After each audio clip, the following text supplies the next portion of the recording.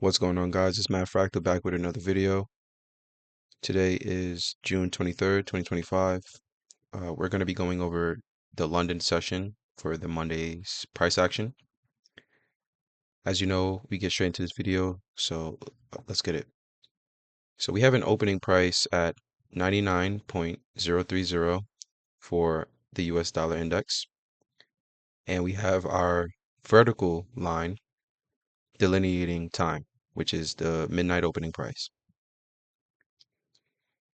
After you do your vertical line on midnight and your horizontal line on opening price, you basically have your day set out. What I mean by that is having a monthly, weekly, or daily general bias for your week. So if you're bearish, obviously we can see that this day was bearish, then it would be better or best for you to look for sell trades above that opening price, right? But as I said, we're getting into the London Open model or back test. London, we ran an old low, which was here. We opened midnight and we traded lower all the way into London, 2 a.m. And we traded below this low here. What low is this? This low is the Asian session low. It's not the full low of the Asian session because the Asian session's low is here because we started at 8. So the low would be here. We didn't fully take out the Asia session low, but Asia session did create a swing low and was taken out in London. So this is a key external range liquidity under this low in Asia that we should be paying attention to if we're trading London, right? My past couple videos, we've been going over the New York session, but now I'm basically showing you guys that this strategy or this model works in every session. It's just you need to know your higher time frame bias in terms of bullish or bearish. If you're not so good at picking the higher time frame bias, coming down into a 1 hour chart and having your opening price at midnight and only taking buy trades under that opening price or taking sell trades above that opening price, you'll have most of the time the most highest probability entries because on a regular power of 3, if we're bearish, we're going to open, create a high, and then trade lower for the full duration of that time window. If it's a daily chart, it would be for a full day. If it's an hourly chart, it will be for that full hour. All right. Vice versa, if we're bullish in the market and price is trading below that opening price, then that will be a high probability area to get in long because on a average power of 3, we have bullishly, we have an open trade lower, creating that low, and then rallying for the time duration for that specific time period. If it's a daily candle, rallying for the whole day. If it's a 4-hour candle, rallying for 4 hours, right? After we make that low. So we have that opening price, midnight. We trade lower in London. We're below that opening price. So in London, I'm not looking to be a seller in London. Why? Because I just told you we were under the opening price. Couple that with the old swing low in Asia getting ran. Now we have a model. We have that sell side liquidity being taken on an hourly chart in a time window, that London kill zone, 2 a.m. to 5 a.m. So once we have that, now we have to go down to our 15-minute chart and do range building. So we get down to that 15-minute chart, right? And now we engage in fractal range building. What is fractal range building? I went over this pretty much in my last 3 videos. Fractal range building is when we take out a swing low or swing high, but in this example, we're going to be talking about the bullish fractal range building. Once we take out that low in Asia, which was here, we took it out at 2 a.m. The opening of London, which is 2 a.m. Take it out. Where is the next liquidity pool on the opposite range or the opposite end of Sell side liquidity. So number one, you would have to ask yourself, what's the opposite of sell side liquidity? Buy side liquidity. Where does buy side liquidity rest? Above old highs. Okay, so if we took out sell side liquidity and we went down to a 15-minute chart and we're expecting a reversal to go up and take out the buy side liquidity, where's the nearest buy side liquidity? Well, this is where fractal range building comes in. You would have to look from that low that took out the swing low and then basically go back into price action and find that nearest swing high. Or if you want, you can couple it with a low resistance liquidity run. If there's a high, all right, let me say that again. If there's a high that is a little bit lower than a high in the past, this right here is considered a low resistance liquidity run, meaning there will be low resistance when price is trading above this high to get back up to this high. So instead of just using this high, you can use both of these highs, couple them as basically equal highs, even though this price is not the same exact as this high. They're relatively equal, making this a low resistance liquidity run. So we have that sell side liquidity pool taken. We're looking for a reversal. Where's the nearest buy side liquidity? Well, we have two highs right here, which are relatively equal. So we're going to consider these relatively equal highs as the buy side liquidity. So now this is what range building is.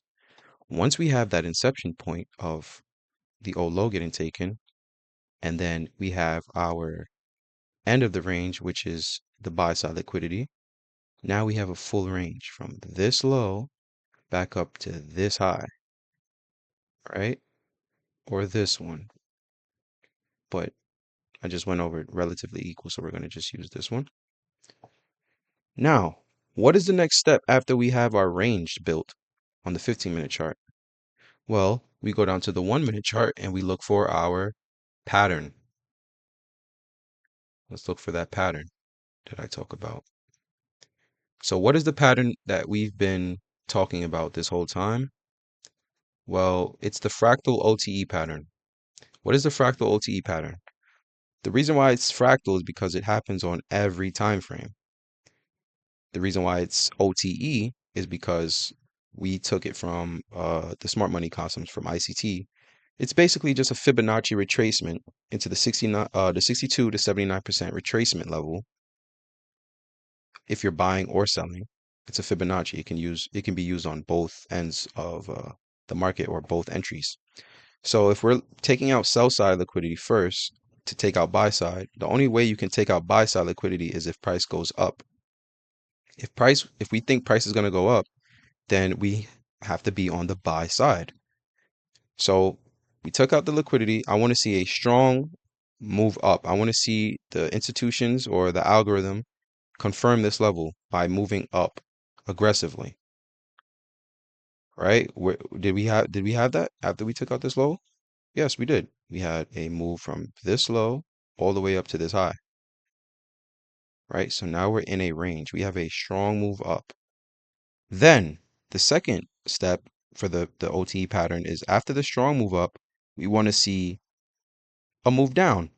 Not so sharp, but we want to see a move down, going down back into that previous sell side liquidity.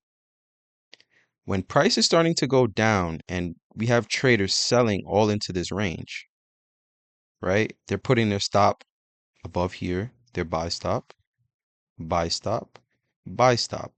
Meaning like if price goes back up, they want to get out the market. So it's a buy stop. They're selling the market, putting buy stops above just in case they fail, which with hindsight, you see that whoever was selling in here, they did fail,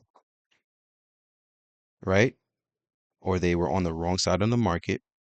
But their buy stops are giving us the buyer perfect liquidity matching to exit the market. So using the pattern, we have a strong move up, we have a move down back into that sell side liquidity, As I said before and in previous videos, when we're having that move down on buy setups, where are you looking to enter your trade? You're looking to enter your trade from the 62% to the 79% retracement level. So let me zoom in, add a fib, and you guys would be able to see that. So we ran liquidity, strong move up. Now, when that strong move up ends and we're trading back lower, this is where I'm setting up my Fibonacci, right? Boom. From this low to this high, we trade down. Perfect. 62, 79%. I'm entering long here. Where's my stop going? Below this low. Because anything that's below this low, well, this model is not going to work because we ran and we broke structure back to the low. But since we took out the sell stops, we rallied, traded back lower. As long as this old low stays intact, then the model works. The buy setup will work, which in this case it did. We had that old low to high. I'll put it here so you guys will see the retracement. So we have that low to high, and then when we're retracing back into the 62 or 62 to the 79, so it's a full range. This is where your optimal entries would be. And I'm gonna give you guys one food for thought.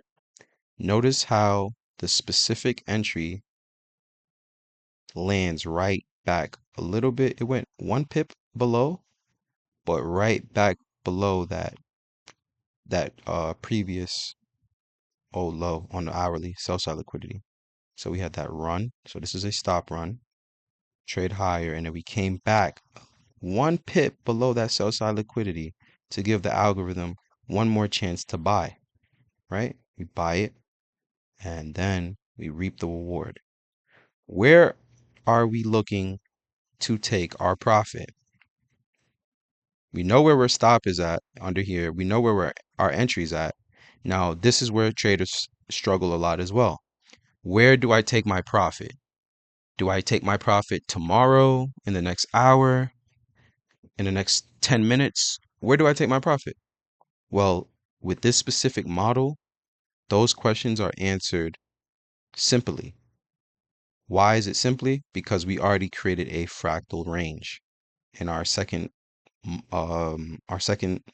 basically our second steps for this full model was to create a range on the 15-minute chart, range building. What is that range? It was from this low back up to these relatively equal highs, using this one as our main high. Does price trade from this entry point up to that high? Yes, it does. So is your model complete? It is. Sell stops ran, fractal OTE pattern to take out buy side liquidity. Simple model. So we put that fib back on here and I'll show you guys the expansion level theory. All right. So when we enter here, of course we know that we have a range on the 15-minute chart to take out the buy stops. But using the Fibonacci and its expansion levels, it also, it helps you with where you can get out at. Yes, you can get out right at this high. That's a perfect model. Buy it here, get out at this high.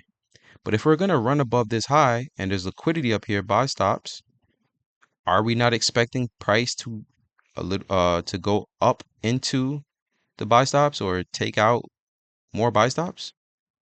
Everybody knows 10 to 20 pips above an old high and old low, that's where the algorithm likes to go for liquidity, if we're taking out liquidity. If we're not running an old low to sharply retrace back, like how we ran here, we didn't have to go below this old low 10, 20 pips because this was the setup. This was the London Open setup. But once the setup is formed out and we have our 15-minute liquidity ranges, yes, we're expecting price to go above it and beyond to certain expansion points to take out the liquidity that's still above this old high. So where can we do that? Well, we have the -1 lined up perfectly with that old high. So this specifically wouldn't be an expansion level because it's the same level. You would want to look at the levels that land above the old high. So we have that 1.5. That would be a perfect level on dollar. We have that -2 going all the way up to -3. As you see, we don't technically hit that -3, but we do hit that -2.5, and that could be a perfect place to exit. We have that -2, perfect place to exit. -1.5, perfect place to exit, right? But the most optimal place would be that -1 because it lined up perfect with the buy stops. So hopefully you guys are getting something out of these videos. I'm teaching the model after taking out stops. So, and one last thing, notice how this buy model, even though it was in London and not the New York session, which I teach priority, it's still below that opening price. So this buy model or this buy entry or buy setup is still is in line with the rules under the opening price. So hopefully you guys got something out of that. Make sure you guys look at the description. We have the free Telegram channel. Make sure you guys like, subscribe, comment please on what you guys want to see in terms of concepts, or if you guys are struggling with anything that I'm teaching, write it in the comment section and we'll definitely make as many videos you guys need for this to get through to others. So yeah, Fractal out.